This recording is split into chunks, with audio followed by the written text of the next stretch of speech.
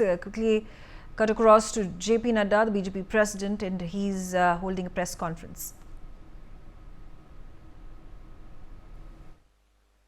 Press बंधुओं का मैं स्वागत करता हूं। आज हम सबका सौभाग्य है कि हमारे मध्य में भारतीय जनता पार्टी के हमारे राष्ट्रीय अध्यक्ष माननीय जगत प्रकाश नड्डा जी, आप केंद्रीय मंत्री भी हैं। आज आप हमारे बीच में जम्मू के एक दौरे पर आए थे। हम लोगों ने प्रार्थना की थी कि आपके माध्यम से प्रेस को भी संबोधन हो, तो मैं सीधे तौर पर ज़्यादा समय न लेता हुआ माननीय अध्यक्ष जी से प्रार्थना करना चाहूँगा कि हम सब प्रेस बंधुओं को संबोधित भी करें और अपनी बात भी जो है हम सबके मध्य में रखें। माननीय जगत प्रकाश नड्डा जी।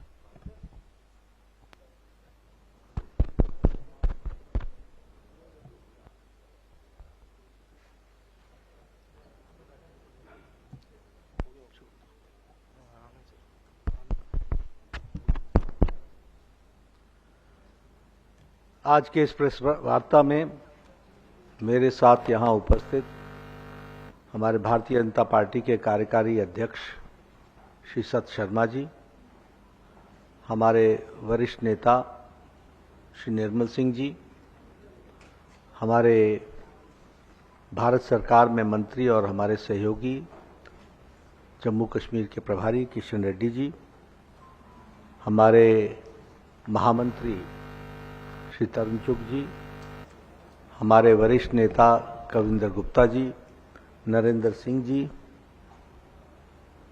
और यहाँ उपस्थित हमारे मीडिया के सभी वरिष्ठ पत्रकार बंधु। आज मुझे चुनाव की इस बेला में यहाँ प्रचार के लिए आने का सौभाग्य मिला और ऐसा तय हुआ कि आप सबके साथ भी चुनाव के सिलसिले में बातचीत हो। मित्रों, हम जानते हैं कि चुनाव के 2 फेज पूरे हो चुके हैं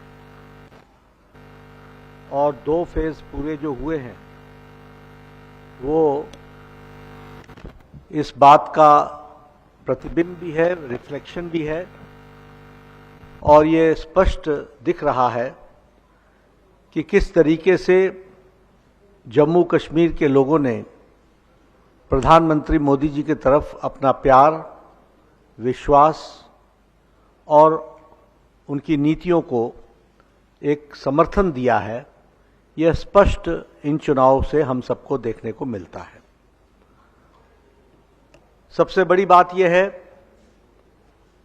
कि यह चुनाव शांतिपूर्ण ढंग से, पीसफुल तरीके से हुआ है।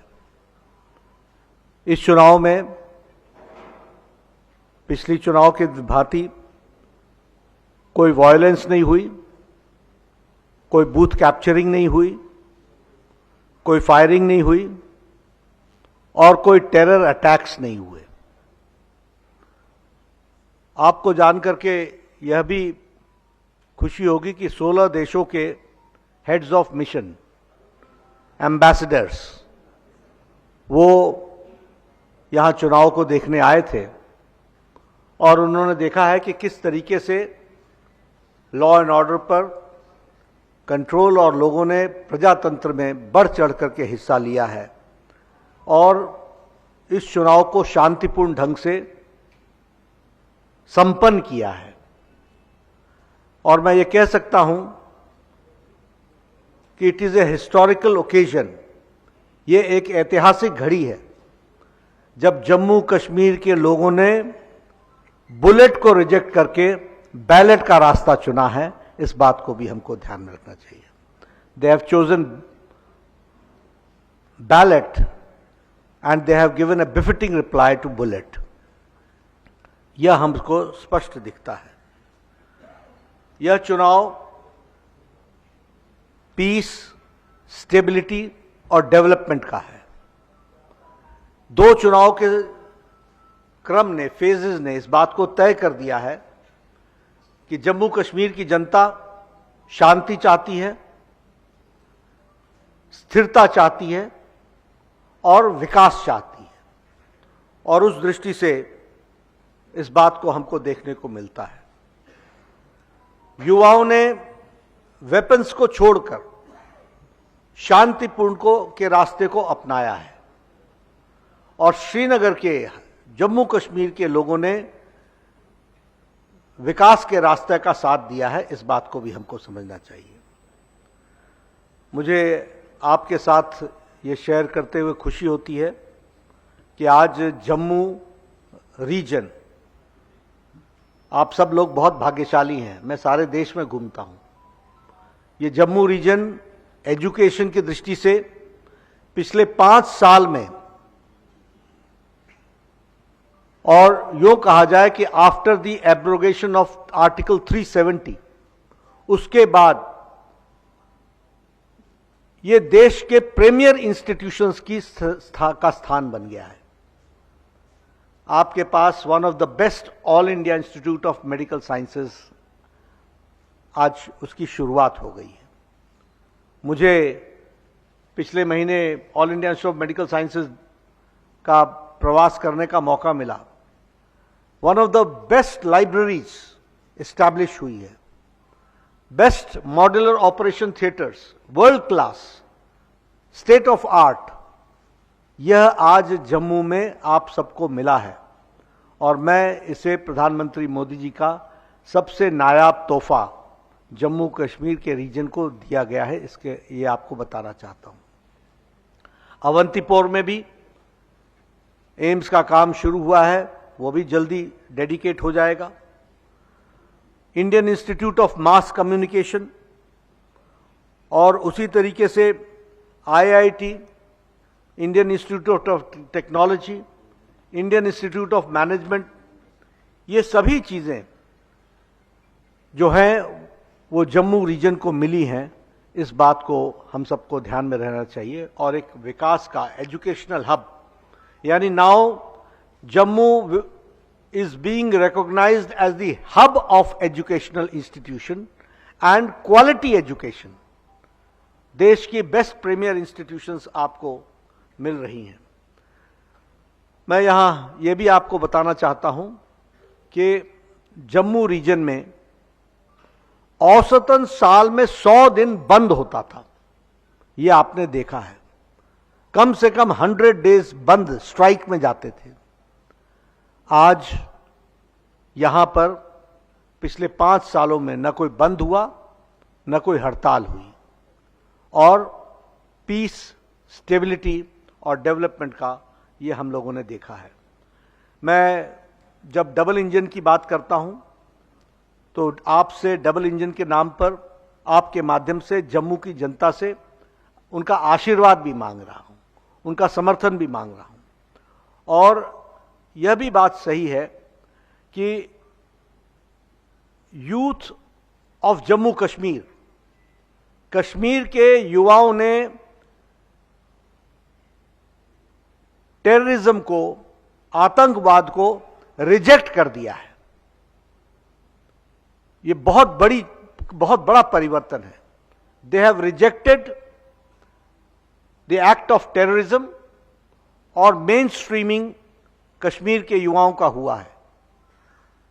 आपके ध्यान में लाना चाहता हूं कि आर्टिकल 370 की एब्रोगेशन के पहले लगभग 300 से 400 वो यहां के टेररिस्ट पैदा होते थे और उनको टेररिस्ट घोषित किया जाता था। उनको टेररिस्ट घोषित किया जाता था। आज पिछले 9 महीने में इनकी संख्या सिर्फ 4 है जो 4 घोषित हुए हैं। इसलिए मैं आंकड़ों के साथ बोल रहा हूं कि the people of Jammu Kashmir and specially Srinagar youth has rejected terrorism. लेकिन चिंता की बात क्या है? चिंता की बात यह है कि जब युवाओं ने टेररिज्म को रिजेक्ट कर दिया, जब युवा शांतिपूर्ण ढंग से पीस, स्टेबिलिटी, स्थिरता और विकास के लिए चल पड़ा, तो हमारे ऑपोजिशन पार्टी, फिर चाहे वो नेशनल कॉन्फ्रेंस हो, इंडियन नेशनल कांग्रेस हो या पीडीपी हो, ये आज उन लोगों का साथ दे रहे हैं प्रचंड रूप से और उन लोगों को प्रोत्साहन दे रहे हैं जो देश के विरोध में काम करने वाले एक्टिविस्ट हैं, उनका समर्थन देने का काम कर रहे हैं। और इसलिए मैं आपके ध्यान में लाना चाहता हूं कि एनसी का मैनिफेस्टो क्या कहता है कि हम टेररिस्टों को जेल से छुड़ाएंगे। एनसी का मैनिफेस्टो क्या कहता है और उनके साथ गलबाइयां करके कौन चल रहा है? आईएनसी। इनका समझौता क्या है कि ये एलओसी का ट्रेड फिर से शुरू करेंगे, यानी आप एलओसी का ट्रेड शुरू करोगे। और नेशनल कॉन्फ्रेंस बड़े स्पष्ट शब्दों में कहता है कि हम पाकिस्तान से वार्ता करने के पक्ष में हैं, यानी फिर से एंटी नेशनल फोर्सेस को बढ़ावा देने का काम आज ऑपोजिशन कर रहा है।